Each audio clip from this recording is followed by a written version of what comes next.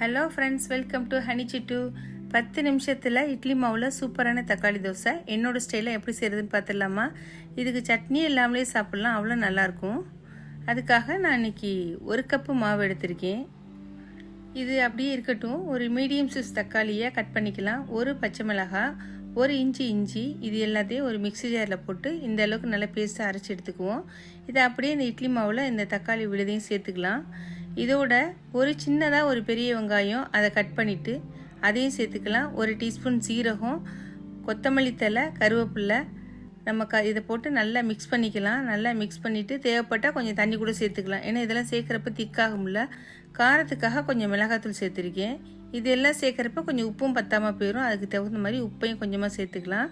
இது எல்லாத்தையும் நல்லா கலக்கிட்டு அப்படியே வச்சிடலாம். இப்போ ஸ்டவ் ஆன் பண்ணி ஒரு தோசைக்கல் எடுத்து வச்சுட்டு கொஞ்சம் எண்ணெய் சேர்த்துட்டு கல் நல்லா சூடானதுக்கப்புறம் இதை கொஞ்சம் மாவு எடுத்து தோசைக்கல்லை ஊற்றி முடிஞ்ச அளவுக்கு மெலிசாக தேய்ச்சா போதும். ரொம்ப மெலிசாலாம் வராது. சுற்றிலும் எண்ணெய் ஊற்றிட்டு நல்லா 2 பக்கமும் பொன்னிறமாக வர அளவுக்கு சுட்டு எடுத்துட வேண்டியதுதான்.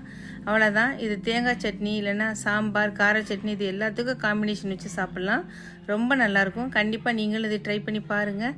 மறக்காமல் இந்த வீடியோக்கு லைக் பண்ணிவிட்டு உங்கள் ஃப்ரெண்ட்ஸுக்கும் தேவைப்பட்டால் ஷேர் பண்ணிக்கோங்க. மறக்காமல் நம்ம சேனலையும் சப்ஸ்கிரைப் பண்ணிக்கோங்க. Thank you friends.